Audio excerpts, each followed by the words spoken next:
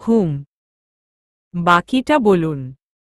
পুরো ঘটনা না জানলে তো আর কিছু বুঝতে পারবো না। বলছি। জি। শাইনি চোখ বুজল। গলা খাকারি দিয়ে আবার তাকালো।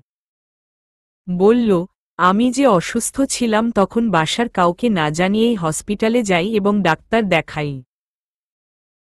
তিনি আমাকে বিশেষ কিছু পরীক্ষা দিল না।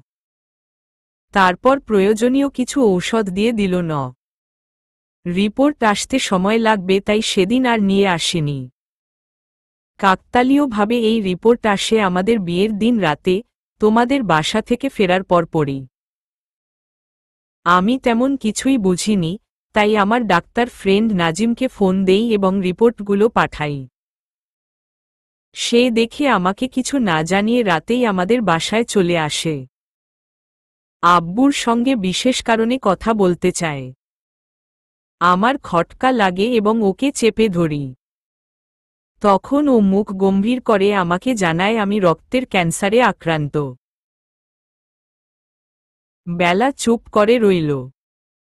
তাদের বিয়ের দিন রাতেই জেনেছিল বিষয়টা। কি নিষ্ঠুর নিয়তি তাদের! কাকতালীয় ঘটনা কত কিছুই তো ঘটে পৃথিবীতে।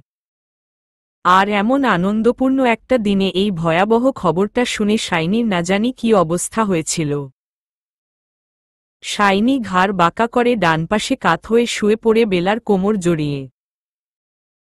বেলার শিরদাঁড়া বেয়ে ঠান্ডা স্রোত বয়ে যায়, ঠান্ডা বাতাসেও কেমন কুলকুল করে ঘামতে থাকে। রোদ পড়ে গেছে। বিকেল নামার পায়তারা করছে। আকাশে অনেক রঙের মেলা বসেছে যেন। কোথা থেকে আসছে বুনোফুলের সুগন্ধ। ক্লান্তশ্রান্ত পাখিরা ডানা মেলে উড়ছে চলছে দূরে। চোখ ঝাপসা হয়ে আসে ওর।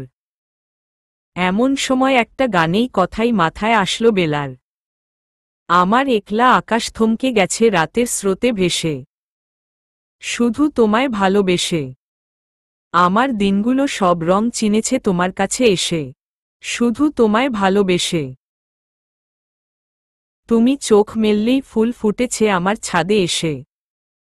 ভোরের শিশির ঠোঁট ছুঁয়ে যায় তোমায় ভালোবেসে।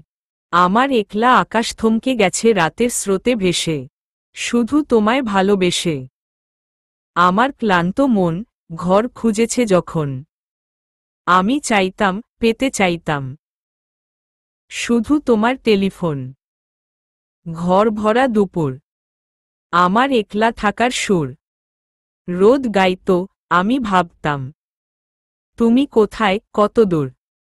আমার বেসুর গিটার সুর বেঁধেছে তোমার কাছে এসে। শুধু তোমায় ভালোবেসে। আমার একলা আকাশ চাঁদ চিনেছে তোমার হাসি হেসে। শুধু তোমায় ভালোবেসে। অলস মেঘলা মন আমার আবছা ঘরের কোণ। চেয়ে রইত, ছুতে চাইত। তুমি আসবে আর কখন। শ্রান্ত ঘুঘুর ডাক, ধুলো মাখা বইয়ের তাক। যেন বলছে, বলে চলেছে, থাক, অপেক্ষাতেই থাক। আমার একলা আকাশ থমকে গেছে রাতের স্রোতে ভেসে। শুধু তোমায় ভালোবেসে। আমার দিনগুলো সব রং চিনেছে তোমার কাছে এসে। শুধু তোমায় ভালোবেসে। শাইনির ডাকে ওর ধ্যান ভাঙল। চোখ ছোট করে জিজ্ঞেস করল, কি হয়েছে? কোথায় হারিয়ে গেলে? কখন থেকে ডাকছি। বলুন কি বলবেন। তোমার নখ এত বড় কেন? আমাকে খোঁচা দিচ্ছ বারবার।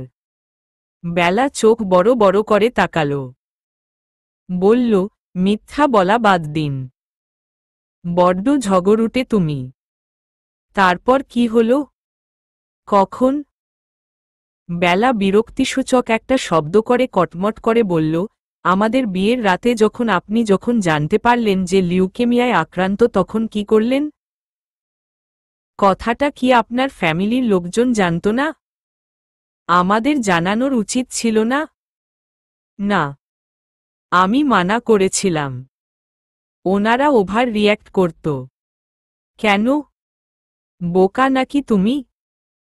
সদ্য বিয়ে হওয়া মেয়ের জামাই দুদিন পর মরে যাবে, কথাটা শুনলে ওনারা কি ঠিক থাকবে নাকি? আজব। বেলা মাথা নাড়াল। আসলেই ওর মাথা গেছে। কি যে হচ্ছে, খুব নার্ভাস লাগছে। এরকম কথা জানলে ওর আব্বু নিশ্চয়ই ওভার রিয়্যাক্ট করত আর মা কষ্ট পেত। তারপর বলল, ঠিকই বলেছেন। আমাকে জানালেও পারতেন। যাই হোক, নিশা আপুর ব্যাপারে কিছু বলুন। শাইনি চোখ কুচকাল। উঠে বসে বলল, সেদিন রাতে আমাদের বাসার সবার ওপর দিয়ে কি যে গেছে তা বলা বাহুল্য। আব্বু তো হাই প্রেশারের পেশেন্ট, মুহূর্তেই অসুস্থ হয়ে পড়লেন। আর আমার পায়ের নিচ থেকে মাটিগুলো যেন আস্তে আস্তে সরে যেতে থাকে। দিশেহারা হয়ে পড়ি, খুব অসহায় মনে হয় নিজেকে। আব্বু আর তোমার মুখটা মনে পড়ছিল। এই পৃথিবীতে তোমাদের দুজনের মুখের দিকে তাকালেই বুঝে যেতাম তোমরা আমার একান্ত নিজের কেউ, খুব আপন। সেই রাতে নাজিম আর আম্মু সেদিন সবটা সামলায়। আমি ঠিক করি তোমাকে সবটা জানাবো, তাই মাঝরাতে ফোন দিই তোমাকে। মনে আছে? বেলা মাথা নাড়ায়। অর্থাৎ ওর মনে আছে। শাইনি ফোন করে বলেছিল, কাল একবার আমার সাথে দেখা করতে পারবে? বেলা লজ্জা পাচ্ছিল। সদ্য বিবাহিত স্বামীটির সঙ্গে ফোনে ওর প্রথম কথা বলা সেদিন। ও নত গলায় জিজ্ঞেস করে, কোথায় দেখা করব? শাইনি বলেছিল, সানফ্লাওয়ার হোটেলে। হোটেলে? কিছু প্রাইভেট কথা আছে। তাই? ওহ আচ্ছা। এসো কিন্তু। জি। কথাগুলো মনে পড়ে বেলার। শাইনি বলে, সারারাত না ঘুমিয়ে ভাবতে থাকি কিভাবে তোমাকে সবটা জানব, তুমি কিভাবে মেনে নেবে এসব কিছু। খুব কষ্ট হচ্ছিল। শেয়ার করার মতো কাউকে পাচ্ছিলাম না, তাই নিশাকে হোয়াটসঅ্যাপ করি। ওর সাথে স্বাভাবিকভাবেই কথাবার্তা হয়। আমার অসুস্থতার কথাটা খুলে বলি। ও অবাক হয়ে সেদিন কেঁদে দিয়েছিল। অনেক দিনের বন্ধুত্ব ছিল, প্লাস একটা রিলেশনশিপ ছিল, তাই পরদিন ও দেখা করতে চায়। আমিও ৭-৫ না ভেবে ওকে ওই হোটেলে আসতে বলি যেখানে তোমাকে যেতে বলেছিলাম। ভেবেছিলাম নিশাও তোমাকে কিছু বুঝাতে পারবে। তারপর পরদিন আমি আগেই চলে যাই হোটেলে। একটা রুম বুক করি। তোমাকে আর নিশাকেও আসতে বলি। ও তোমার আগেই পৌঁছে যায়। দেখা হওয়ার পর ও সবকিছু শুনে ইমোশনাল হয়ে পড়ে। তারপর কেঁদে ফেলে। আমি ওকে সামলানোর চেষ্টা করছিলাম। শেষ সময় আমাকে জড়িয়ে ধরে চুমু খায় আর তখনই তুমি এসে পড়ো। আর ওখানেই একটা সিন ক্রিয়েট হয়ে যায়। আসলে এরকমটা হওয়ারই কথা। কোনো মেয়ে তার স্বামীকে এরকম অবস্থায় দেখলে মানতে পারবেই না। কেউ কি নিজের স্বামীর ভাগ দিতে চায় নাকি? যেমন আমি তোমাকে অন্য কারোর সাথে দেখতে পারবো না, মেনেও নিব না। বেলা আহত চোখে তাকায়, বলে, তার মানে সেদিন ভুল বোঝাবুঝি হয়েছিল? তুমি হয়তো খেয়াল করনি বুক করা রুমের দরজা খোলা ছিল? আসলেই না। ভাবো, আমরা যদি তেমনি ইন্টিমেন্ট হতাম তাহলে ঘরের দরজা কেন বন্ধ করলাম না? বেলা মাথা চেপে ধরে বলল, ওহ মাই গড। সেখানে নিশার সাথে তোমার কথা কাটাকাটি দেখে আমি হতভম্ব হয়ে গিয়েছিলাম। ঝগড়া থামাতে নিশাকে চলে যেতে বলি। ও বিনা বাক্য ব্যয় চলে যায় তোমার ওপর রেগে। তারপর আমি ভেবেচিন্তে ঠিক করলাম এখন বলা ঠিক হবে না, কারণ তোমার মন ভালো নেই। আর তখন আমি যদি এসব কথা বলতাম তাহলে তুমি ভাবতে আমি নিশার ঘটনা ধামাচাপা দিতে অসুস্থতার নাটক করছি। তাই সেদিন কিছু বলিনি। তোমাকে হুমকি ধমকি দিই যাতে এই ঘটনা বাসার কাউকে না জানাও। কিন্তু সেদিন না জানালেও পরবর্তীতে তুমি সবটা তোমার বাবা মাকে জানিয়ে দাও, আর তারা আমাদের সেপারেশনের ডিসিশন নেয়। আমি তো কয় মাস দেশের বাইরেই ট্রিটমেন্ট নিচ্ছিলাম।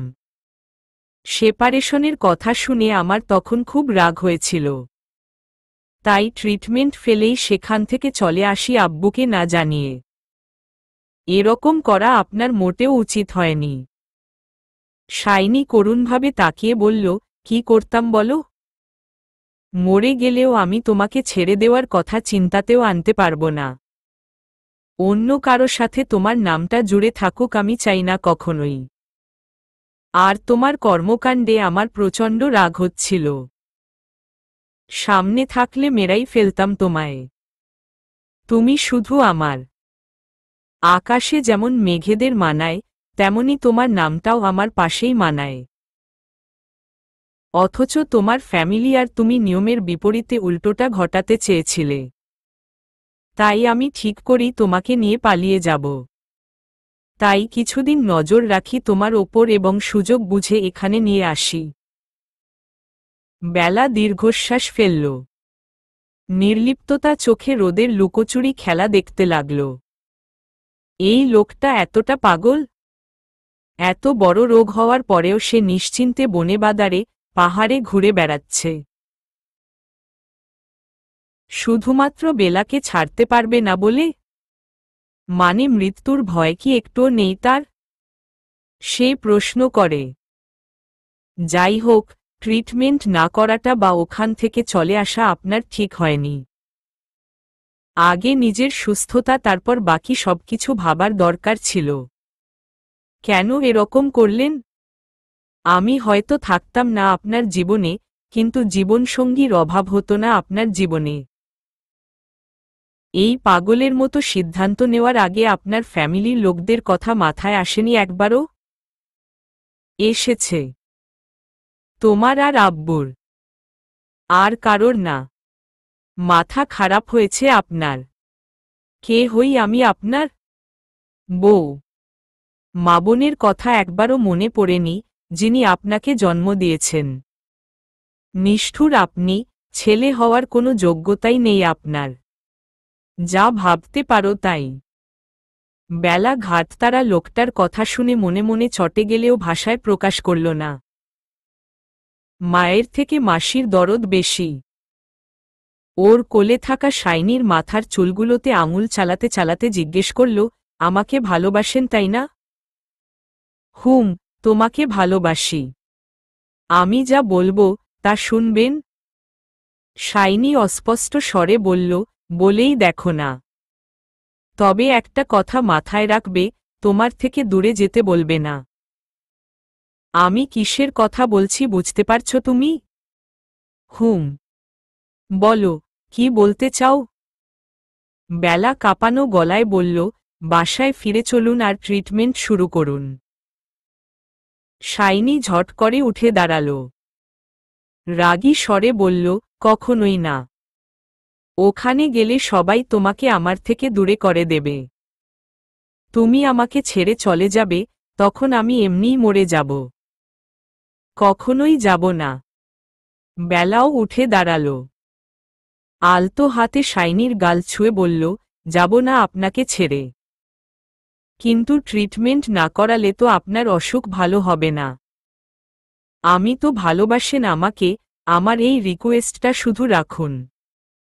প্লিজ। কখনোই কিছু চাইব না আপনার থেকে। আপনার আব্বুর কথাটা ভাবুন, ওনার মনের অবস্থাটা চিন্তা করুন। আপনার জন্য নিশ্চয়ই চিন্তা করছে তাই না? শাইনি জ্বরে ক্ষয় যাওয়া গলায় বলল, সত্যি তো? ছেড়ে যাবে না তো? বেলা চোরা গলায় বলে, সত্যি। কথাটি বলার সময় ওর কণ্ঠ কেঁপে ওঠে। জীবনের প্রথম কোনো প্রতিশ্রুতি দিতে গিয়ে ওর চোখে জল চলে এসেছে।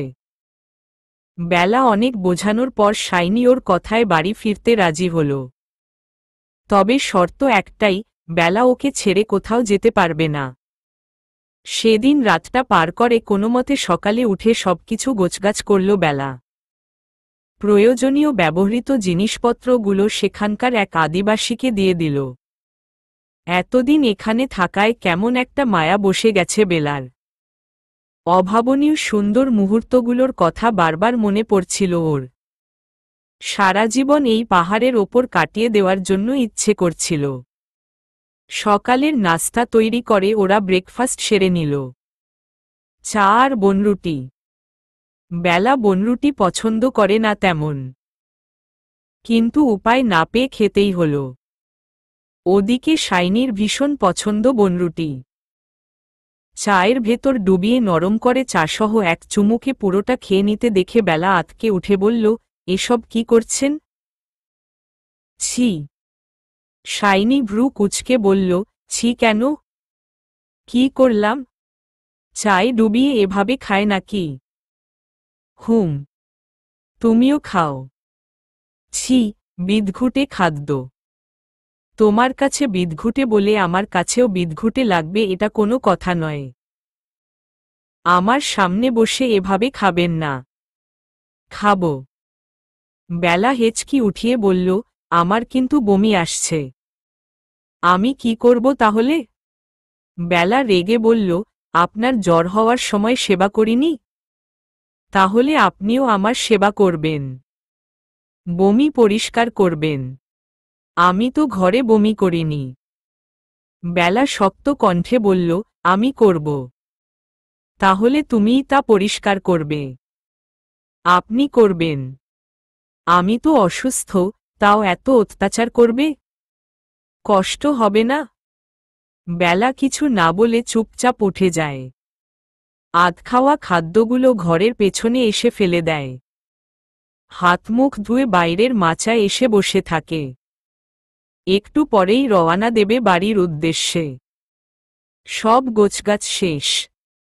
যাবার আগে একটু রিল্যাক্স করার জন্যই সব আগেভাগে করে ফেলেছে বেলা। মাচায় বসে আরও একবার চারদিকে চোখ বুলিয়ে নেয়। এখানে তাদের কত স্মৃতি জমে আছে। সেদিন হ্রদে গোসল করতে গিয়ে কি মজাটাই না করেছিল দুজন। শ্রাবণের বৃষ্টিতে পথঘাট কর্দমাক্ত ও পিচ্ছিল দেখে বেলার মনে শয়তানি বুদ্ধি উকি দেয়। আর সেজন্যই শাইনির অগোচরে হঠাৎ ওকে কাদা মাখিয়ে ভূত বানিয়ে দিয়েছিল। আরও রেগে একাকার তখন। অবশ্য শাইনি বেলাকেও ছাড়েনি, প্রচণ্ড জ্বালিয়েছিল সেদিন। ওর গায়ের চটচটে কাদা দিয়ে বেলার শখের ওড়নাটা নষ্ট করেছিল, আবার ওর কর্দমাক্ত মুখটা বেলার গালে ঘষে দিয়েছিল। খোঁচা খোঁচা দাড়ি গালে লাগাতে বেলার গাল জ্বলছিল প্রচুর। মরিচ লাগলে যেমন হয় তেমনই লাল হয়ে গিয়েছিল। ও ইচ্ছে মতো শাইনির বুকে কিলঘুষি মারতে মারতে হ্রদের পানিতেই ফেলে দিয়েছিল। গাল ফুলিয়ে কটমট করছিল। শাইনিকে একদম সহ্য হচ্ছিল না ওর। অবশ্য পরে রাগটাগ ভুলে হ্রদে গা ডুবিয়ে গোসল করেছিল দুজন। বেলা এটা মিস করতে চায়নি কোনোভাবেই। হাঁসদের সঙ্গে খেলা করে দুষ্টু মিষ্টি কিছু সময় কাটিয়ে এই ঘরটায় ফিরে এসেছিল তারা। যেন এটা ওদের নিজের সংসার, একান্তই নিজের। কারো আধিপত্য নেই, কিছু নেই। শাইনির সাথে স্বাভাবিক একটা জীবন পেলে এই মুহূর্তগুলোই তাদের জীবনের শ্রেষ্ঠ মুহূর্ত হতো। এটা হতো তাদের মধুচন্দ্রিমা। কিন্তু ওর জীবনের সবকিছুই যেন উল্টো করে ঘটল। লোকটা যে ভয়ঙ্কর এক অসুখে আক্রান্ত। কিভাবে ঠিক হবে সবকিছু? ভুল বুঝাবুঝির অবসান ঘটিয়ে বাবা মা কি ফিরিয়ে দেবে শাইনির কাছে? নাকি বিয়েটা ভাঙার সিদ্ধান্তেই তারা অটল থাকবে? তার ওপর বেলাকে কিডন্যাপ করে মস্ত বড় ভুল করেছে শাইনি। এত সহজে সবকিছু ঠিক হবে না। তার বাবা কঠিন লোক। এখান থেকে ফিরে গেলে বিশাল বড় ঝামেলার মুখোমুখি হতে হবে শাইনিকে।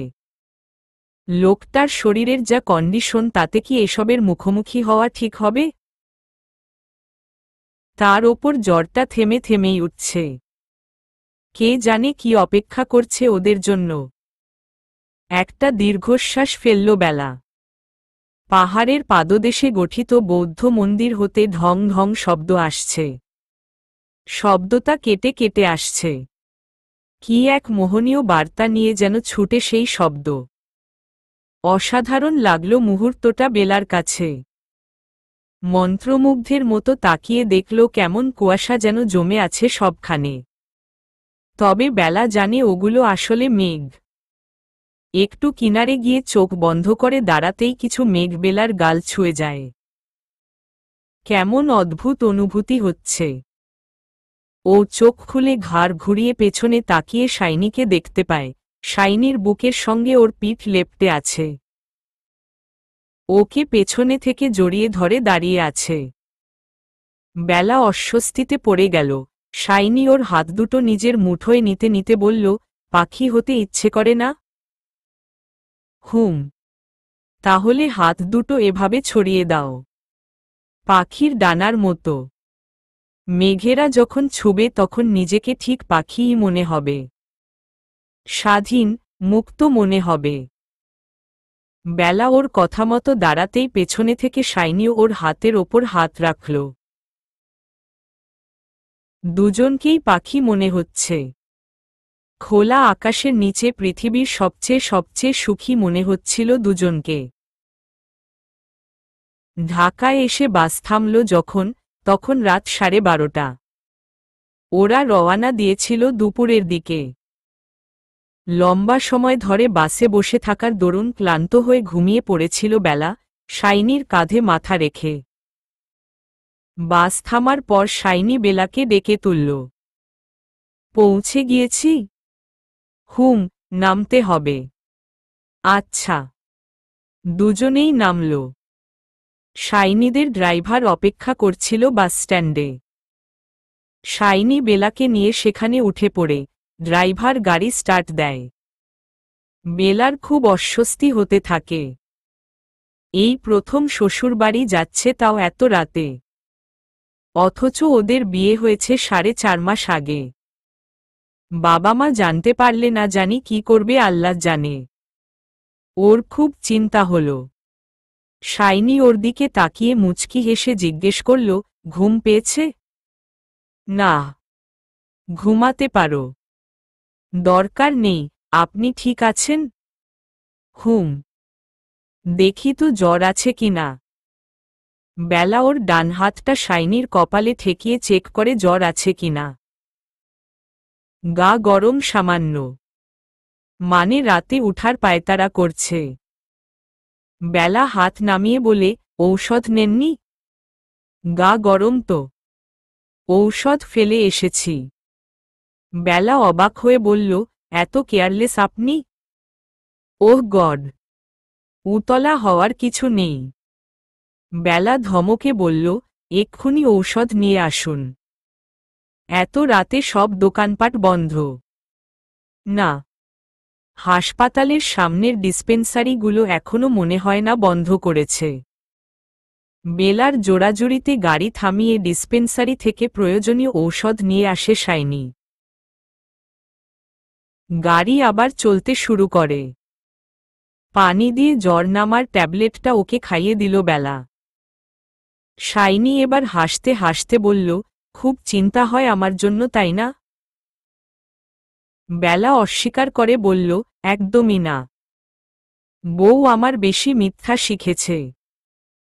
আমি জানি তোমারও চিন্তা হয় আমার জন্য। আমি বুঝতে পারি গো বউ। হুহ। একটা দোতলা বাড়ির সামনে গাড়ি থামে।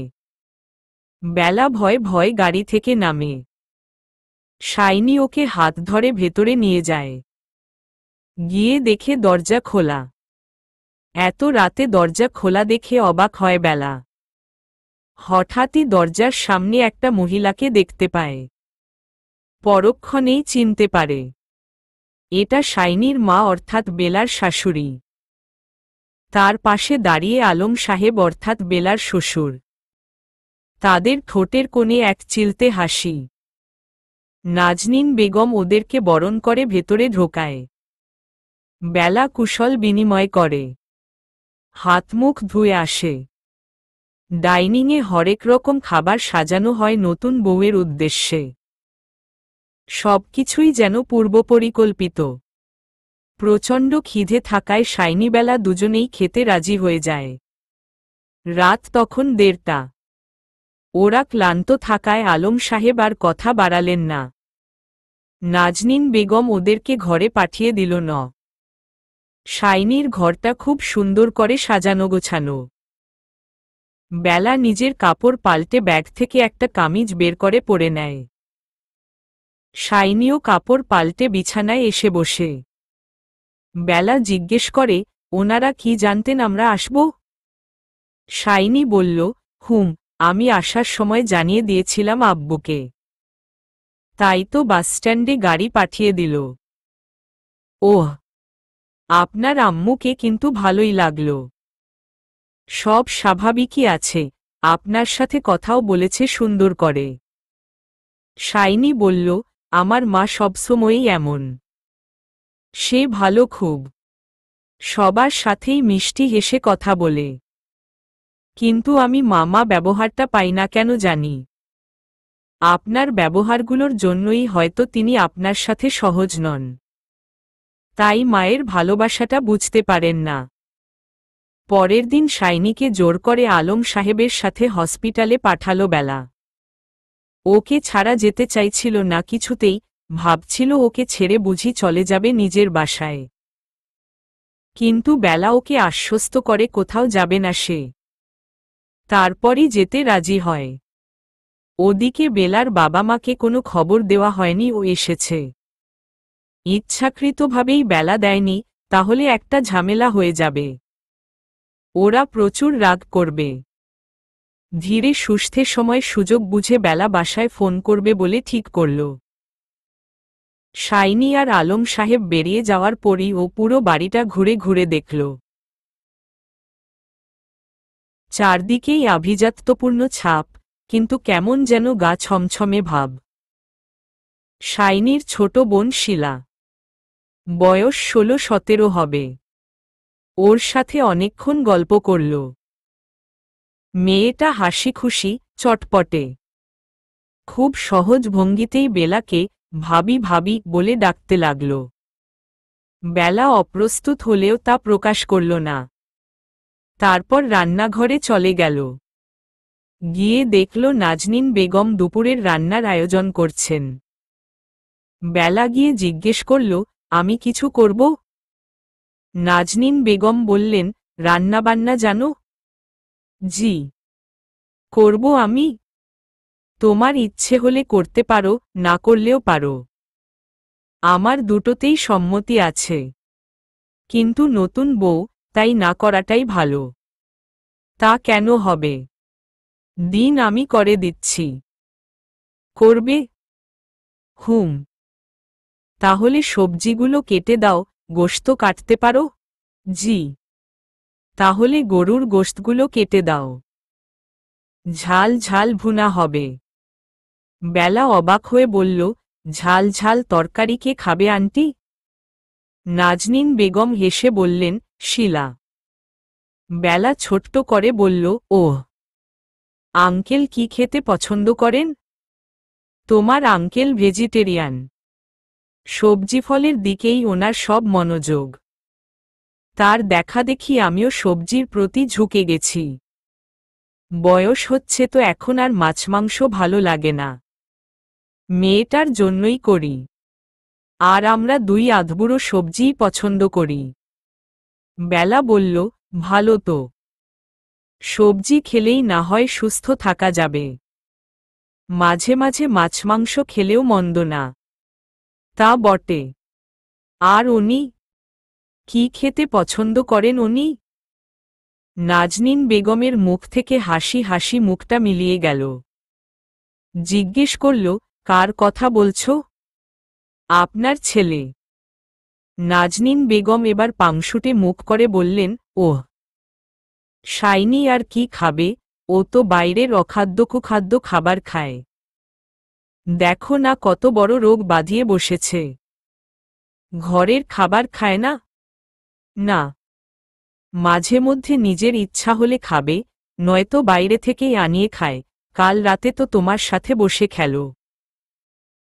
অন্য সময় নয়, কিছু বললে ওর বাবা রেগে যায়, তাই আমি আর কিছুই বলি না। বাপের আশকারা পেয়েই তো এমন হয়েছে। আমার কি? বেশ রেগে রেগেই কথাগুলো বললেন নাজনীন বেগম। বেলা ভাবতে লাগল, মা হয়ে ছেলের এত বড় একটা রোগের কথা জেনেও উনি কিভাবে স্বাভাবিক? নিজের ছেলের সম্বন্ধে এভাবে কথা বলতে খারাপ লাগছে না ওনার? যতই হোক, নিজের সন্তান তো। তারপরও এমন ব্যবহার, আচরণ মানায় নাকি ওনাকে? ছেলের পছন্দের খাবার তৈরি না করে উৎফুল্ল মনে তিনি মেয়ের জন্য মাংস ভুনা করতে ব্যস্ত হয়ে পড়েছেন। শাইনির জন্য আলাদা কোনো অনুভূতি দেখতে পাচ্ছে না ও। এ কেমন মা?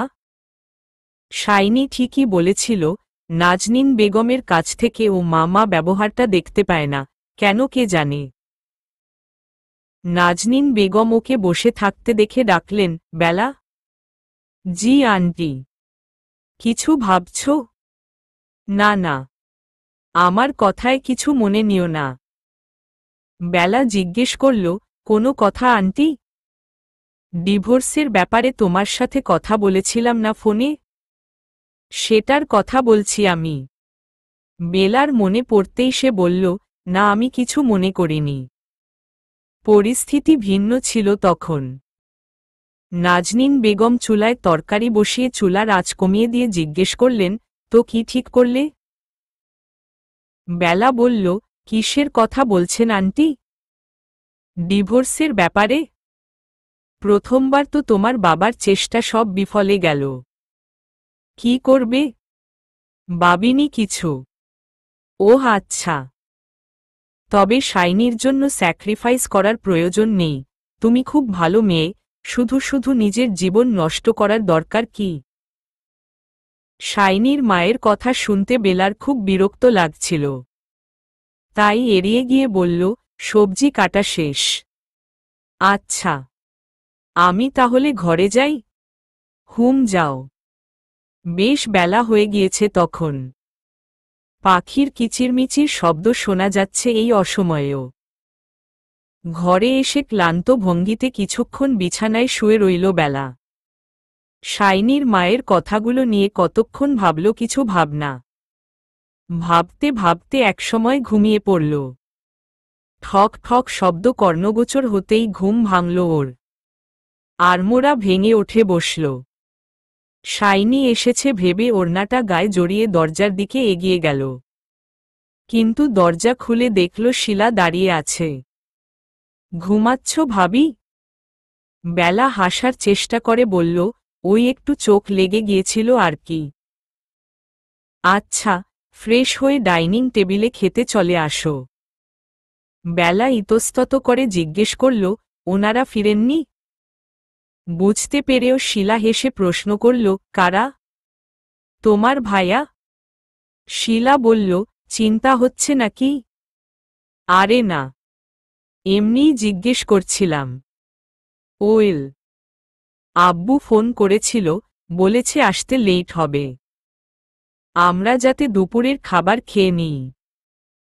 আর ভাইয়া তোমার সঙ্গে কথা বলতে চেয়েছিল, দরজা বন্ধ ছিল তাই ভাবলাম ঘুমিয়ে আছো। আর ডাকিনি। বেলা ছোট্ট করে বলল, ওহ আচ্ছা। আচ্ছা আমি যাই। তুমি গোসল সেরে চলে এসো। শিলা চলে যাওয়ার পর দরজা বন্ধ করে বেলা বিছানায় বসে রইল। দেয়াল ঘড়িতে দুপুর 2টা বাজে। কিছুতেই সময় কাটছে না ওর। মন খারাপ হয়ে এলো। এই কয়েকদিন সকাল বিকাল শাইনির সঙ্গে থাকতে থাকতে ও কেমন একটা অভ্যাসে পরিণত হয়ে গিয়েছে। তাই আজ নিজেকে একা একা লাগছে। খুব চিন্তা হচ্ছে ওর, শাইনিটা ভালো হয়ে যাবে তো? এতদিন যা পাগলামি করেছে তাতে বলা বাহুল্য শাইনি ওকে ছাড়া কিছুই বুঝে না।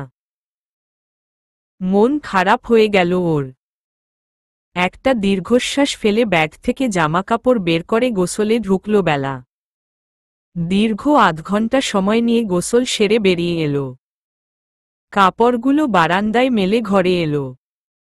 ড্রেসিং টেবিলের সামনে দাঁড়িয়ে ভেজা চুলগুলো আছড়ে নিল। বেড সাইড টেবিলের ওপর একটা ফটো ফ্রেমে চোখ পড়ল। শাইনির হাসিমাখা একটা ছবি। বেলা ছবিটা হাতে তুলে নিল। সারাদিনে একবারও চোখে পড়েনি কেন ছবিটা? মাথা গেছে ওর, কোনো খেয়ালই নেই। শাইনির ছবিটাকে খুঁটিয়ে খুঁটিয়ে দেখতে লাগল। বেশ সুদর্শন লোকটা, হাসি মুখে ছবিটায় আরো দারুণ লাগছে। অথচ ছবিটা জায়গায় রেখে ঘর থেকে বেরিয়ে এলো বেলা। খাবার টেবিলে শিলা, নাজনীন বেগম ওর জন্য অপেক্ষা করছেন। বেলা গিয়ে শিলার পাশের চেয়ারটাতে বসে পড়ল। নাজনীন বেগম ওর পাতে খাবার তুলে দিল। খেতে খেতে টুকটাক কথা হলো ওদের। তিনজনে একসাথে খাবার খেয়ে নিল। সব গোছগাছ করল বুয়া। তারপর কিছুক্ষণ টিভি দেখে গল্পগুজব করে যার যার ঘরে চলে এলো। সারাটা দিন পেরিয়ে গেল, শাইনির দেখা নেই। বিকেলের দিকে আবারও ঘুমিয়ে পড়ল ও নিজের অজান্তেই। কপালে কারোর উষ্ণ নিঃশ্বাস পড়তেই ঘুম ভাঙল বেলার। হতচকিত হয়ে উঠে বসল। ঘর অন্ধকার। কে এমন করল? ভয়ে চুপসে গেল ও। এমন সময় শাইনির গলা শুনতে পেল। ভয় পাওয়ার কি হলো? দাঁড়াও, আলো জ্বালাচ্ছি। আলো জ্বালাতেই ঘরটা জ্বলজ্বল করে উঠল। রাত তখন 11:15। বেলা বলল, আপনি অন্ধকারে আমাকে ভয় দেখাচ্ছিলেন তাই না? অসভ্য লোক। শাইনি হেসে বলল, ভয় দেখায়নি, চুমু খেয়েছি। চুমু খেয়েছেন মানে? আমার বউটা এত কিউট করে ঘুমাচ্ছিল যে তাকাতেই চুমু চুমু পেয়ে গেল। বুঝলে? অসভ্য। অসভ্যতামির কি দেখলে? লিগ্যালি তুমি আমার বউ। হুহ। বেলা জিজ্ঞেস করল, কখন ফিরলেন? সন্ধ্যায়। বেলা হতভম্ব হয়ে বলল, আমাকে ডাকেনি কেন কেউ? আমি এতক্ষণ ঘুমালাম। ইস, আমি মানা করেছি ডাকতে। খাবে চলো। আপনি খেয়েছেন? হুম, তোমাকে ছাড়াই খেয়েছি। আবার নিয়েও এসেছি। কি খেয়েছেন? আব্বু স্যুপ বানিয়ে দিয়েছিল তাই। আমাকে বললেই করে দিতাম। বাদ দাও, খেতে বসো হাত মুখ ধুয়ে। বেলা বিরক্ত গলায় বলল, খাবো না। প্লিজ জোর করবেন না, আর কিছু জিজ্ঞেসও করবেন না। শাইনি হেসে বলল, আচ্ছা। আমাকে মিস করেছিলে নাকি? না। তাই? হুম, তাই। ডাক্তার কি বললেন? কাল জানাবেন। তার আগে অন্যান্য ডাক্তারদের সঙ্গে ডিসকাশন করতে হবে, সেই অনুযায়ী ব্যবস্থা নেবেন। আপনি সাবধানে চলবেন এখন থেকে। যা কেয়ারলেস আপনি। আমার খুব চিন্তা হয়। বেলার কথা শুনে শাইনি ভ্রু কুঁচকে তাকাল। তারপর বাতি নিভিয়ে ড্রিম লাইট অন করে বিছানায় এলো। বেলার পাশে বসে হঠাৎ বলল, আমাকে একটা কিস দাও বউ। বেলা ভ্রু কুঁচকে বলল, কি হো? শাইনি মুখটা অবুঝের মতো করে বলল, বলছি আমাকে কিস দাও। বিয়ের এত মাস পরেও একটা চুমু দিল না তুমি। এটা কিন্তু ঘোরতর অন্যায়। আমার বুঝি বউয়ের কাছ থেকে আদর পেতে ইচ্ছা করে না? বেলা বোকার মতো চেয়ে রইল। এসব কি বলছে ও? শাইনি ওর মাথাটা নিচু করে বলল, দাও না একটু আদর। বেলা সম্মোহিতের মতো ওর কপালে চুমু খেল। তারপর নিজেই লজ্জা পেয়ে কাঁথার ভেতর মুখ লুকাল। শাইনি হেসে বলল, লজ্জাবতী লাজুকলতা, তুমি আমার কল্পলোকের কল্পলতা। ভোরবেলা ঘুম থেকে উঠতেই বেলা নিজেকে আবিষ্কার করল শাইনির বুকে। ওকে জড়িয়ে ধরে ঘুমাচ্ছে। চোখে মুখে প্রশান্তির ছাপ। বেলা নড়তে গিয়ে দেখল ওর ওপর পা তুলে শাইনি আরামসে ঘুমাচ্ছে। উঠার চেষ্টা করে ব্যর্থ হল সে। ভোর 6টা বাজে।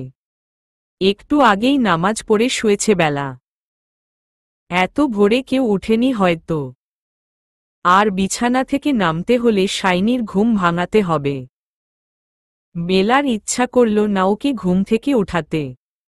তাই ঘাপটি মেরে আবার শুয়ে পড়ল।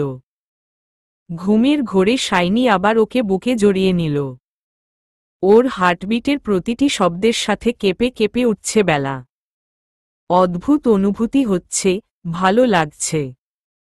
মুহূর্তটাকে এখানেই থামিয়ে দিতে ইচ্ছা করছে। পর্দার ফাঁক দিয়ে নরম আলো এসে পড়ছে শাইনির মুখের ওপর। বেলা হাত দিয়ে আড়াল করে দিল। তারপর মুচকি হাসল। লোকটা পাগলই বটে। সারাটাক্ষণ শাইনির ঘুমন্ত মুখটার দিকে চেয়ে থেকেই কাটিয়ে দিল বেলা। বারান্দায় থেকে ফুলের সুবাস ভেসে আসছে। একটু নড়ল বেলা।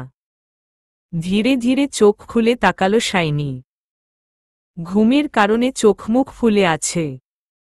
দেখতে অদ্ভুত লাগছে। বেলা লজ্জায় চোখ বন্ধ করে নিল। ইস, কি লজ্জাজনক পরিস্থিতি। শাইনি ওর এই অবস্থা দেখে হু হা করে হাসতে লাগল। বলল, এত লজ্জা তোমার? আগে তো দেখিনি। বেলা বলল, মোটেও না। ছাড়ুন আমাকে। ধরে রেখেছি নাকি যে ছাড়ব? তো কি করছেন? কোথায় কি করলাম? বেলা বিরক্ত গলায় বলল, ওফ সরুন তো, আপনি এত ভারী কেন? ইস, হাতটা আমার ভেঙ্গে গেল। বেলা শাইনিকে ঠেলে সরিয়ে উঠে বসল। তারপর ওড়না জড়িয়ে চুলগুলো হাত খোপা করতে করতে নামতে নিলে পেছনে থেকে ওর হাত ধরে ফেলল শাইনি। বেলা জিজ্ঞাসু দৃষ্টিতে তাকাল। কি হয়েছে? কোথায় যাচ্ছ? 7টা বাজে। উঠতে হবে না? না। বেলা ভ্রু কুঁচকে বলল, কেন? কারণ আমাদের বাসার মানুষ এত সকালে ঘুম থেকে উঠে না। মানে? সবাই 9টার পরে উঠে। ওদের কাছে সকাল 7টা মানে ভোর। বেলা অবাক হয়ে বলল, আপনার আব্বুও? না। আব্বু তো 8টায় অফিসে চলে যায়। আপনি আপনার মায়ের কথা বলছেন? হুম। ওহ, শিলা স্কুলে যায় না? ওর তো ডে শিফট। 12টা থেকে ক্লাস শুরু। কিসে পড়ে ও? এবার 9-এ। She has the fire. তাই? হুম। ওহ, আর আপনি? আগ্নেয়গিরি। বেলা পা গুটিয়ে বসে পড়ে। কেউ যখন ওঠেই না তাহলে এখন বেরোবার দরকার নেই। খানিকক্ষণ পরে গিয়ে ও না হয় নাস্তা তৈরি করে ফেলবে। তাহলে নাজনীন বেগমের একটু হেল্প হবে। শাইনি হঠাৎ সোজা হয়ে বসে হাত পিঠের দিকে নেওয়ার চেষ্টা করতে লাগল। বোধহয় পিঠ চুলকাচ্ছে। কিন্তু কিছুতেই নাগাল পেল না। বেলা বলল, আমি হেল্প করব? করবে? হুম। তোমার যা লজ্জা, আবার আসছো আমার পিঠ চুলকাতে। এত কথা বলেন আপনি, মাঝে মধ্যে সেলাই করে দিতে ইচ্ছা করে। আচ্ছা দাও। শাইনি টি শার্ট একটানে খুলে ফেলে। বেলা ইতস্তত করে মুখ ঘুরিয়ে ওর পিঠ চুলকাতে সাহায্য করল। একবারও তাকাল না। শাইনি ব্যস্ত কণ্ঠে বলতে লাগল, ইস, এখানে না, আরেকটু উপরে দিকটায়, হুম না ডান পাশে। ওফ শিট, কি হলো আমার, দেখো তো বউ। বেলা শাইনির পিঠ দেখে অবাক হয়ে বলল, আপনার পিঠ তো লাল হয়ে আছে, র্যাশ উঠেছে। ওফ শিট, আর বাঁচব না আমি। এসব কেন বলছেন? দেখছ না রোগের এফেক্ট ছড়িয়ে পড়ছে। তুমি জানো এটাও রোগের আরেকটা লক্ষণ। আপনাকে কে বলল? আমি জানি। সবকিছু বেশি জানেন আপনি। ওফ, জ্বলছে পিঠ। ড্রোয়ারে দেখো তো মলম টলম কিছু একটা পাও কিনা। বেলা প্রচণ্ড মন খারাপ নিয়ে ড্রয়ার খুঁজে একটা মলম নিয়ে এলো। ওটা লাগিয়ে দিতে দিতে শাইনির অসহায় মুখখানা দেখে ওর বুকের ভেতর মুচড়ে উঠছিল। তোলপাড় শুরু হয়ে গেল ওর মনের ভেতর। কতটা কষ্ট পাচ্ছে শাইনি ভেবেই ওর চোখ দিয়ে কয়েক ফোঁটা জল চলে এলো। খুব যত্ন করে মলম লাগানো শেষ করেই ফুপিয়ে কেঁদে উঠল বেলা। শাইনি পেছনে ফিরে একটা দীর্ঘশ্বাস ফেলে বলল, কেঁদো না প্লিজ। আপনার খুব কষ্ট হচ্ছে তাই না? একদমই না। মিথ্যা বলবেন না। শাইনি ওর কান্না থামাতে হাসতে হাসতে বলল, কষ্ট হচ্ছে বুঝি? বেলা কান্নামাখা গলায় বলল, হওয়াটাই কি স্বাভাবিক নয়? না, অস্বাভাবিক। যেমন, তুমি তো আমাকে পছন্দ বা ভালোবাসো না। শুধু আমার জোড়াজুড়িতে তুমি আমার কাছে আছো। তাহলে কেন তুমি আমার কষ্টে কাঁদবে? তোমার তো খুশি হওয়ার কথা, তাই না? উল্টো আমার কষ্টে তুমি নিজে কষ্ট পাচ্ছ, তাহলে এটা কি অস্বাভাবিক নয়? বেলা ঢোক গিলে ভেজা গলায় বলল, মানুষের কষ্ট দেখলে বরাবরই আমার খারাপ লাগে। এখানে অন্য কিছু ভাবার প্রয়োজন নেই। আই সোয়ার বেলা বউ, যেদিন তুমি মুখ ফুটে নিজে আমাকে জানাবে যে তুমি আমায় ভালোবাসো, সেদিন মরে গেলেও আমার কোনো আফসোস থাকবে না। তবে এর আগ অবধি তোমার মতো মিষ্টি বউকে কোথাও যেতে দেব না। আটকে রাখব। বেলা চোখ উঠিয়ে বলল, কোনোদিন এমন সময় না আসুক। সময়কে যে আসতেই হবে। কেন আসবে? কেন না, ইতোমধ্যেই তুমি আমার ওপর দুর্বলতা অনুভব করছ। তাই সত্যটা স্বীকার করতে ভয় পাচ্ছ। সময় এসে তা প্রমাণ করে যাবে। শুধু অপেক্ষার প্রহর গুনার পালা। জি না, এমন হবে না। হতেই হবে। শাইনি বেলার হাতটা ওর মাথায় রেখে বলল, সত্যি করে বলো আমার জন্য কষ্ট হচ্ছে না? বেলা হাতটা নামিয়ে নিতে চেয়েও পারল না। শাইনির সকাল সকাল এই অদ্ভুত কথাবার্তা শোনার পর ওর ভীষণ রাগ হচ্ছে। কিন্তু সত্যটা অস্বীকারও করতে পারবে না। সত্যই শাইনির জন্য কষ্ট হচ্ছে। মাথা নিচু করে বেলা উত্তর দিল, হুম হচ্ছে। শাইনি গম্ভীর কণ্ঠে বলল, এটা তোমার শাস্তি বুঝলে? বেলা অবাক হয়ে বলল, কিসের শাস্তি? শাইনি ধরা গলায় বলল, আমার সাথে সম্পর্ক ছিন্ন করা এবং আমাকে ছেড়ে যাওয়ার চিন্তা করেছিলে যেদিন, সেদিনই মনে মনে ঠিক করেছিলাম তুমি আমাকে ভালোবাসতে একদিন ঠিকই বাধ্য হবে, আমি বাধ্য করাব। তুমি আমার সুখে সুখী হবে, আমার কষ্টে কষ্ট পাবে। আমার জন্য কাঁদবে। জানো, তোমার চোখের জলের প্রতিটি ফোঁটা অমূল্য রত্ন আমার কাছে। এখন দেখো, আমার কাছাকাছি থাকতে থাকতে, আমাকে বুঝতে গিয়ে, অনুভব করতে গিয়ে তুমি একটু হলেও আমার জন্য চিন্তা করো, কাঁদো আর তোমার অপ্রিয় হলেও সত্যটা এই যে, তুমি আমাকে মনের কোণে জায়গা দিয়েছ, এক অর্থে ভালোবেসে ফেলেছ। এটা আমার সার্থকতা, আমার ভালোবাসার জয়। এখন তোমাকে ছাড়া আমার আর চাওয়া পাওয়া নেই। যতদিনই বাঁচি না কেন তুমি আমারই থাকবে। যেদিন থাকব না সেদিন বুঝতে পারবে ভালোবাসা দূরে চলে গেলে ঠিক কতটা কষ্ট লাগে। শাইনির কথা শুনে বেলার মনে ঠিক কি অনুভূতি হচ্ছিল বলে বোঝানো দেয়। লোকটা নিষ্ঠুর, হ্যাঁ নিষ্ঠুর সে। বেলা অভিমানী গলায় বলল, আপনি খুব খারাপ। জানি আমি। কিচ্ছু জানেন না আপনি। শুধু ইমোশন নিয়ে খেলতে জানেন। শাইনি এবার আবদার করল, আমাকে একটু ভালোবাসো না। রাতের মতো কপালে আদর দাও না। পাহাড়ে গিয়ে তো এমন করেননি। বাসায় ফেরার পর থেকেই আপনার যত উদ্ভট আবদার ছি। তখন সময় অন্য ছিল। এখন অন্য রকম। দাও না। শাইনি বেলাকে বিছানা থেকে নামতে দিল না। ওড়নার কোনা টেনে ধরে আঙুল প্যাঁচাতে প্যাঁচাতে বাচ্চাদের মতো করে বলল, নইলে আজ ছাড়ব না। দিব না। তাহলে আমি দিই? বেলা আতকে উঠে বলল, নো ওয়ে। আপনার পিঠের চুলকানো কমেছে? হুম। এইসব কথা ছাড়ো। বলেই এগিয়ে এসে বেলার ঠোঁটে চুমু খেল। আচমকা বেলা হতভম্ব হয়ে গেল। লজ্জায় হাত পা কাঁপতে লাগল, কোনোমতে সেখান থেকে উঠে দৌড়ে দরজা খুলে বাইরে বেরিয়ে গেল। হার্টবিট ছুটছে 100 মাইল স্পিডে। শাইনিটা এত বেহাজ আর ওর সামনেই পড়তে পারবে না সে।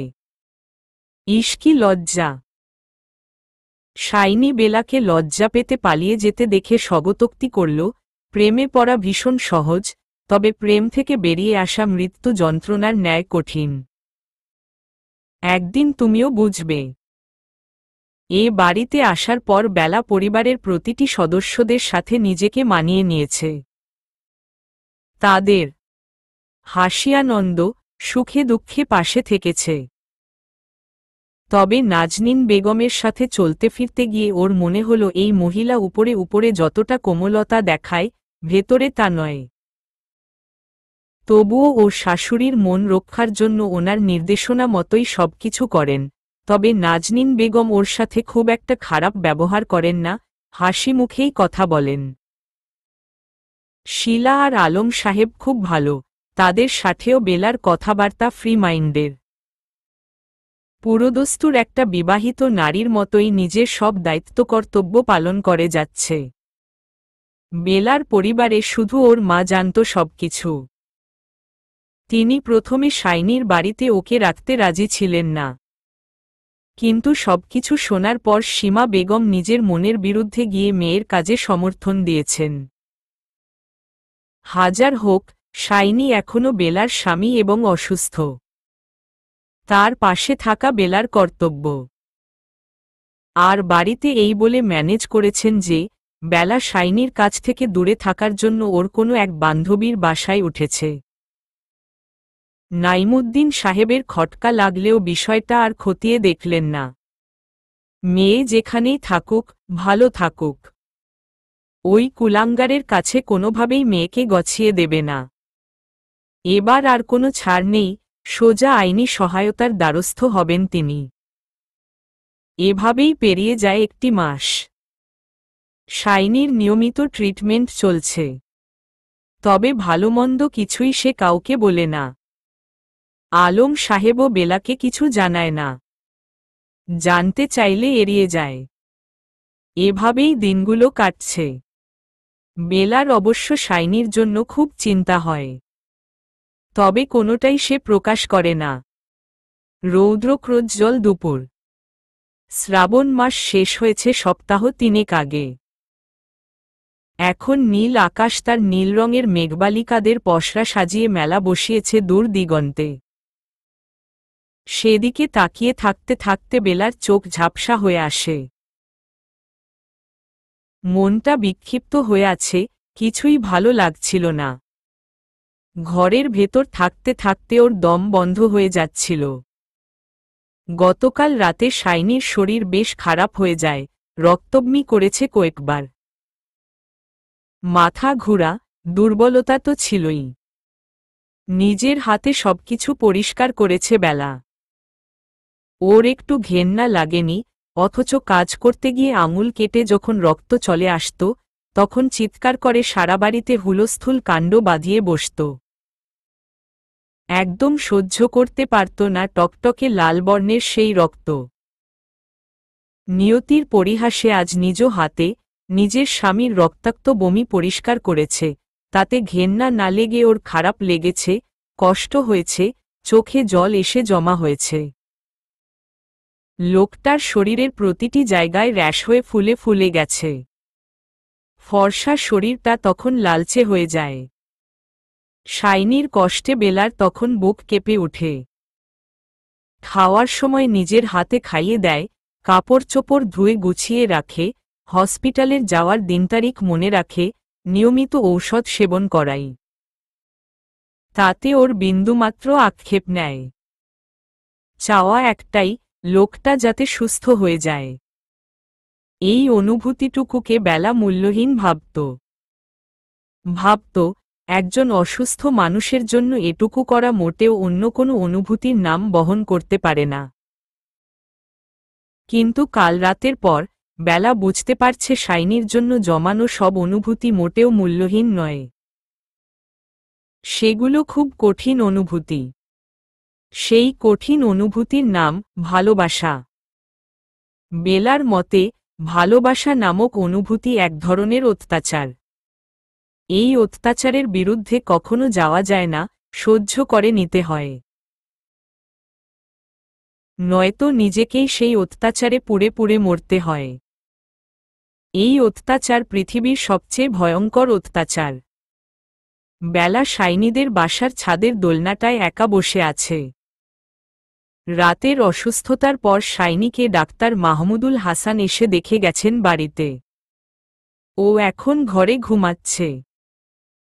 বেলা সেই সুযোগে ছাদে উঠে এসেছে নিজেকে কিছুক্ষণ সময় দিতে, ভাবনাগুলোর উত্তর বের করার জন্য, মনটাকে শান্ত করার জন্য। এমন সময় আলম সাহেব এসে ওর পাশে বসেন। বেলা ভাবনার গভীরতা থেকে বাস্তবে ফিরে আসে। আলম সাহেবের চোখের কোণে জমাকৃত পানি আর বিধ্বস্ত চেহারা দেখে কষ্ট হয় ওর। অথচ বেলার মনে পড়ে গতকাল রাতে শাইনি যখন অসুস্থ হয়ে যায়, একবারের জন্য নাজনীন বেগম ওকে দেখতে আসেন। হালকা সেবা যত্ন করেন ঠিকই, তবে একজন মায়ের যেমন বিচলিত হওয়ার কথা বা কষ্ট পাওয়ার কথা সেসবের ছিটেফোঁটাও তার মধ্যে ছিল না। যেন নেহাতি তার সংসারে শাইনি নামক ছেলেটা পড়ে আছে। সে তার আপন কেউ নয়। বেলা ভাবছে প্রশ্নটা করবে কিনা আলম সাহেবকে। ওর ভীষণ কৌতূহল হচ্ছে। শেষমেশ ঠিক করল জিজ্ঞেস করবে, তাতে যাই হোক না কেন। বেলা নিচু কণ্ঠে বলল, আঙ্কেল একটা কথা ছিল। বলে ফেলো মা। বেলা ইতস্তত করে বলেই ফেলল, কিছু মনে করবেন না আঙ্কেল, বলতে চাইছিলাম যে আন্টি এত স্বাভাবিক কেন ওনার বিষয়ে? উনি কি কোনো বিষয় নিয়ে চিন্তিত নাকি অন্য কোনো প্রবলেম আছে? আলম সাহেব গম্ভীর মুখে তিক্ত গলায় যা বললেন তা বেলার ভাবনার বাইরে ছিল। শাইনি আসলে নাজনীনের পুত্র নয়।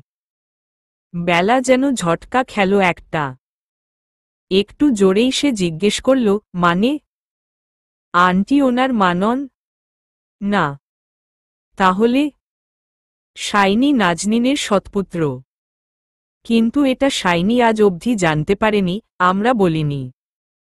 নাজনীন বেশ কয়েকবার চেষ্টা করেছিল, কিন্তু আমার কারণে পারেনি। এজন্যই আমার ছেলের প্রতি ওর আচরণ ভালো ছিল না। বেলা অবাক হল। শাইনি নাজনীনকেই নিজের মা জানে। তার যে নিজের একটা মা ছিল সেটা ও জানেই না। এতগুলো বছরে একবারও জানায়নি কেউ ওকে এই কথাটা। অদ্ভুত। আলম সাহেব যে পুরনো দিনের স্মৃতির খোঁজ দিতে লাগলেন বেলাকে। তার কণ্ঠস্বর কাঁপছে। শাইনির মা শাহানাকে বিয়ে করেছিলাম পরিবারের কথায়। খুব সুন্দরী ছিল সে। রূপেগুণে অনন্যা যাকে বলে। শাইনির জন্মের কয়েক মাসের মাথায় ওর এক কঠিন অসুখ দেখা দেয়। গ্রামের ডাক্তাররা কিছুতেই সেটা ধরতে পারছিলেন না। কথায় আছে, মানুষের মৃত্যু যত ঘনিয়ে আসতে থাকে, মানুষ ততই মৃত্যুকে উপলব্ধি করতে পারে। আমি ওকে ঢাকায় সবচেয়ে বড় হসপিটালে নিয়ে আসি, চিকিৎসা করাই এবং জানতে পারি ওর ক্যান্সার। যেনতেন নয়, লিউকেমিয়া। শাহানা একথা জানতে পেরে খুব ভেঙ্গে পড়ে, শাইনির মুখের দিকে তাকিয়ে ও আমাকে আরেকটা বিয়ে করার জন্য জোর করে। আমি রাজি ছিলাম না, কিন্তু ওর জোরাজুরিতে বাধ্য হয়েই আমি নাজনীনকে বিয়ে করি। শাইনি তখন ১.৫ বছরের শিশু। আমাদের বিয়ের কিছুদিন পরেই শাইনির মা মারা যায়। আমি তখন শাইনিকে নাজনীনের হাতে তুলে দিয়ে বলি কখনো যাতে মায়ের অভাব বুঝতে না দেয়, ওর যে মা নেই সেটা যেন না বুঝে। বেলা জিজ্ঞেস করল, তারপর? আলম সাহেব দীর্ঘশ্বাস ফেলে বললেন, তারপর আমি শাহানার মৃত্যুর পর একেবারে ঢাকায় স্যাটেল হয়ে পড়ি। আর নাজনীন ঠিকই শাইনিকে দেখাশোনা করত, তবে তেমনভাবে নয়, গাছাড়া ভাবে। সে বিরক্ত হতো। অথচ শাইনি এই নাজনীনেরই ন্যাওটা ছিল। সারাক্ষণ মা মা করত। নাজনীন তা পছন্দ করত না। তবে মুখ ফুটে কিছু না বললেও কাজে তা দেখিয়ে দিত। সে শাইনিকে নিজের থেকে দূরে সরিয়ে রাখত। মনে মনে চাইতো আমার ছেলেটা যাতে খারাপ পাল্লায় পড়ে নষ্ট হয়ে যায়, আর আমি ওকে বাড়ি থেকে বের করে দিই। আমার ছেলেটা ইঞ্জিনিয়ারিং পড়তে চেয়েছিল। নাজনীন হিংসা করে ওকে এসব থেকে দূরে পাঠিয়ে দেয়। এক্সামে টিকে গেলেও পরবর্তীতে খারাপ বন্ধুবান্ধবদের পাল্লায় ঠেলে দেয়। আমি কখনো ভাবতেই পারিনি মধ্যবিত্ত ঘরের মেয়ে হয়ে নাজনীন কিভাবে এসব করতে পারে। অথচ শাইনি নিজের আপন মায়ের চেয়েও বেশি আপন ভাবত ওকে। ইভেন এখনও ভাবে। কিন্তু আমাকে যে বললেন ছেলেকে খুব ভালোবাসেন, ওসব লোক দেখানো। আমিও আগে তাই ভাবতাম, কিন্তু সময়ের সাথে বুঝতে পারি ওর জন্যই আমার ছেলে আজ এমন। আপনি কিছু বলেননি? বলেছি। তাতে ওর কোনো যায় আসে না। সবার সামনে ভালো মানুষের নাটক করে। আমি যে শাইনিকে ভালোবাসি, ওর সব আবদার পূরণ করি, এটা ওর মোটেও পছন্দ না। আমি ভাবতেই পারি না নাজনীন এমন কেন। ওর সব চাহিদা আমি পূরণ করি। আসলে পর কখনো আপন হয়ই না। সবাই স্বার্থপর আর লোভী। বেলা বলল, উনি হয়তো চান না আমি আপনাদের পরিবারে বউ হয়ে থাকি। ওনার গাছাড়া কথাবার্তা আমি সেদিন ঠিক বুঝতে পারিনি। প্রথমে বললেন আমি যাতে ওনার ছেলের জন্য স্যাক্রিফাইস না করি, পরে আবার বললেন যাতে সময় নিয়ে ভাবি আর ডিভোর্স না করি, মানে ইনডিরেক্টলি উনি এটাই বোঝাতে চান যাতে আমি এই বিয়েটা ভেঙে দিই। কিন্তু কেন বুঝতে পারছি না। আলম সাহেব অবাক হয়ে বললেন, ও তোমাকে এসব বলেছে? বেলা মাথা নাড়াল। জি, প্রায়ই বলে। আলম সাহেব শ্লেষের হাসি হাসলেন। পরক্ষণেই রাগী স্বরে বললেন, ও আসলে নিশার সাথে শাইনির বিয়ে দিতে চেয়েছিল, যাতে করে সম্পত্তি হাতাতে পারে। বেলা অবাক হয়ে বলল, উনি তো ওদের সম্পর্কের বিষয়ে জানত না, তাহলে? জানত প্রথম থেকেই। লুকিয়েছে সবার কাছ থেকে। ওনার নিজেরও তো সন্তান আছে আঙ্কেল। শিলা তো ওনারই মেয়ে, তাই না? নাকি না? আলম সাহেব দীর্ঘশ্বাস ফেলে বললেন, হুম। শিলা ওর আর আমার মেয়ে। নাজনীন চায় আমি আমার সব সম্পত্তি শুধু শিলার নামে করে দিই। সে তো আপনার মেয়েই। হুম। কিন্তু শাইনি ও তো আমারই ছেলে। একটা ভালো পরিবার পেলে হয়তো তিনি এমন হতেন না। বেলা একটা দীর্ঘশ্বাস ফেলে বলল, আপনি ওনাকে শাসন করেননি? মা মরা ছেলে, কখনো শাসন করতে পারিনি। তবে বুঝিয়েছি অনেক। অফিসের কাজে সময় দিতে গিয়ে, চারদিক সামলাতে গিয়ে আমি ছেলেটাকে ঠিকঠাক শাসন করতে পারিনি। তবে মনের দিক থেকে অনেক বেটার সে, অথচ দেখো, সেও মায়ের পথে পথযাত্রী হতে চলেছে। একই রোগ ওর শরীরে বাসা বেঁধেছে। আমি কি করব বুঝতে পারছি না। আলম সাহেব মাথা নাড়ালেন। তার চোখ ভেজা, গলা ভারী। বেলার গলা ধরে আসছে। ঘরে যাওয়া প্রয়োজন। সে এবার জিজ্ঞেস করল, আর কিছু বলবেন আঙ্কেল? হ্যাঁ। কি? একটা অনুরোধ। কিসের অনুরোধ? আমার ছেলেটার পাশে থেকো। খুব পছন্দ করে তোমায়। খুব ভালোবাসে। বেলা ঢোক গিলে বলল, কিন্তু আমি পছন্দ করি না। ওনার ব্যবহার আমার মাথায় রক্ত উঠিয়ে দেয়। কিডন্যাপের মতো জঘন্য কাজ করেছেন উনি। প্লিজ, আমার ছেলেটা অসুস্থ। তুমি পাশে থাকলে কিন্তু ভরসা পাবে। বেলা বলল, প্লিজ আঙ্কেল, এভাবে অনুরোধ করবেন না, কথা দিতে পারছি না আমি। এখন মানবিকতার খাতিরে আছি, কিন্তু বাবা জানতে পারলে এক মুহূর্ত আমাকে থাকতে দিবে না। আলম সাহেব নির্লিপ্ততা কণ্ঠে বললেন, তোমার পরিবার মানুক আর না মানুক, এখনও তুমি শাইনির স্ত্রী। বেলা চমকে উঠল। কথাটা বাস্তব সত্য। মাথা নিচু করে বেলা বলল, বাবা আবার ব্যবস্থা করছেন। ততদিন পর্যন্ত একটু সময় দাও। মানছি আমার ছেলে ভালো নয়। চেষ্টা করব। বেলা ছাদ থেকে নেমে এলো। ওর পা কাঁপছে। দ্রুত পায়ে শাইনির ঘরে এগিয়ে গেল সে। লোকটাকে ভালোবাসে সে। দরজা ঠেলে ভেতরে ঢুকে শাইনির শিয়েরে বসল সে। শাইনি ধীরে ধীরে চোখ খুলে তাকাল। বেলা জিজ্ঞেস করল, কিছু প্রয়োজন? হুম। বেলা ভ্রু কুঁচকে জিজ্ঞেস করল, কি? ভালোবাসা। মানে? ভালোবাসা প্রয়োজন। বেলা লজ্জা দূরে ঠেলে বলল, আপনি অন্য কাউকে ভালোবাসুন, আর আমাকে আপনি ভুলে যান। শাইনি অসুস্থ কণ্ঠে বলল, চাইলেই সবাইকে ভালোবাসা যায় না। আর যাকে ভালোবাসা যায় তাকে ভুলে থাকা যায় না। বেলা বলল, মন থেকে ভালোবাসলে সবই সম্ভব। আবার হয়তো অন্য কোনো সুন্দরীকে দেখলে তাকেও পটিয়ে বিয়ে করে ফেলবেন। হুহ।